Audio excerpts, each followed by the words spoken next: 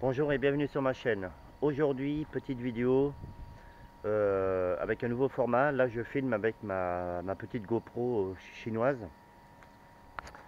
Et vous verrez, bon, vous voyez la différence, elle filme sur un angle 170 degrés. C'est pour vous refaire le tour de mon potager, hein, ça a pas mal planté. Donc la vue générale, c'est ça. Ça permet peut-être d'être plus large en plan. Voilà, ça c'est le plan général. Et alors dans ce carré là, comme vous avez pu le constater, hein, c'est les carrés. Donc là, il y a des concombres, aubergines, poivrons. Ici, tomates cerises, 3 pieds de tomates cerises. Ici, alors, on a rajouté des œillets d'Inde par rapport aux insectes, hein. Et là, c'est les plants de tomates. Merde, je sais pas si on verra bien. Plants de tomates cocopelli. Alors sur les 9 plantés, il y en a un qui est crevé et qui est là. Voilà.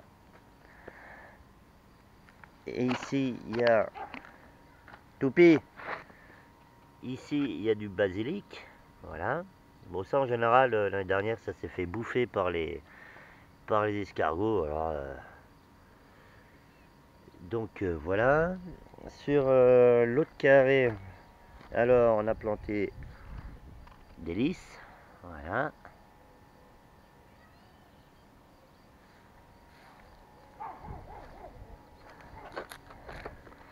Là, dans cette partie ici, il y a des Alstroemeria, là, je sais pas quoi. Mais pour l'instant, ça n'a pas poussé. Ici, ça c'est de la sauge. De la sauge avec, je sais pas ce qu'elle a planqué en dessous là, je sais pas ce que c'est ça. Ça sent bon, je sais pas ce que c'est. Enfin, ça c'est de la sauge. Ici, il y a du, comme on le voit, du persil, cocopelli. Ici, bon, on a planté quelques pieds de salade. Voilà, avec toujours avec du paillage, hein. La paille, je vais dire, ça c'est la paille des poules, hein. Après, ici, alors je sais plus ce que c'est ça. Ici, il y a entre les oignons, je crois. Il y a comment ça s'appelle, des pousses de carottes, hein, qui étaient plantées à l'intérieur là pour augmenter le rendement.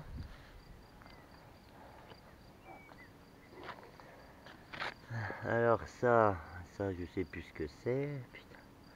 Je vais demander qu'elle vienne, hein, qu'elle m'explique là, mais ça je sais plus ce que c'est. Après,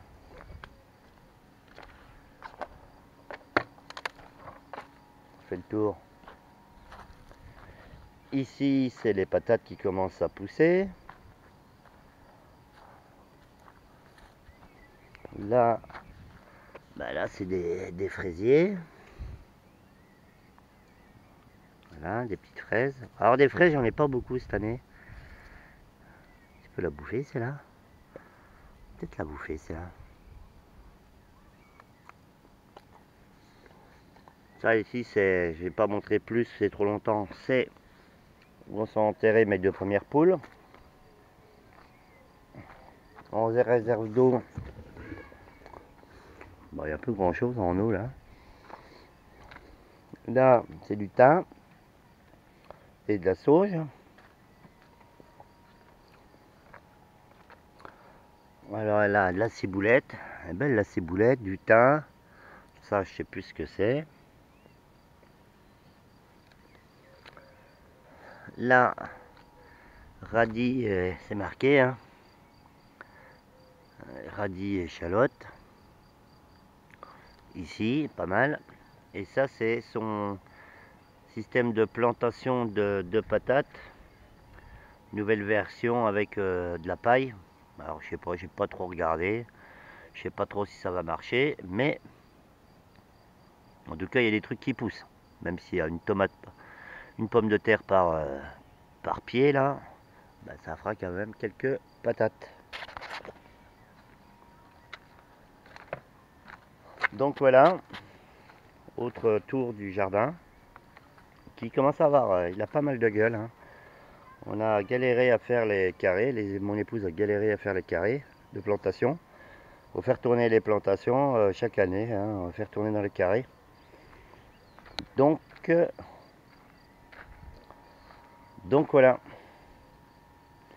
petite vue d'ensemble, les dernières nouvelles du potager. Ouais, ça j'ai montré, ça j'ai montré. Sur ce, fin de la vidéo, hein, on verra au moment des récoltes, je referai d'autres vidéos. Comme je dis en chaque fin de vidéo, faites attention à vous, à votre famille, à vos enfants. Les derniers événements en Angleterre ont prouvé encore que ça frappe n'importe où, n'importe quand. Ça arrivera, ça reviendra en France, hein, faut pas se leurrer, hein, quel que soit le gouvernement, personne ne sera à l'abri. C'est très difficile à prévoir, hein, les attaques individuelles comme ça. Donc, comme je dis, faites attention, voilà, restez attentifs et vigilants. Je sais qu'il y a beaucoup de gens qui sont dans le mode de brebis. Hein, tout est rose, tout est beau. Jusqu'au jour où ça nous tombe sur la gueule, hein. Moi le premier, je suis pas à l'abri. Mais il y a des gens qui se préparent un minimum, d'autres qui s'en branlent un peu plus, ou d'autres qui s'en branlent carrément. Bon, après là, chacun voit à midi à sa porte, hein. Moi perso, j'essaye de prévoir. J'essaye de prévoir un minimum, hein, je ne vais pas dire un maximum parce qu'on n'est jamais prêt à fond, mais j'essaye de prévoir un minimum dans la résiliation de tous les jours, hein, panne d'électricité, coupure d'eau,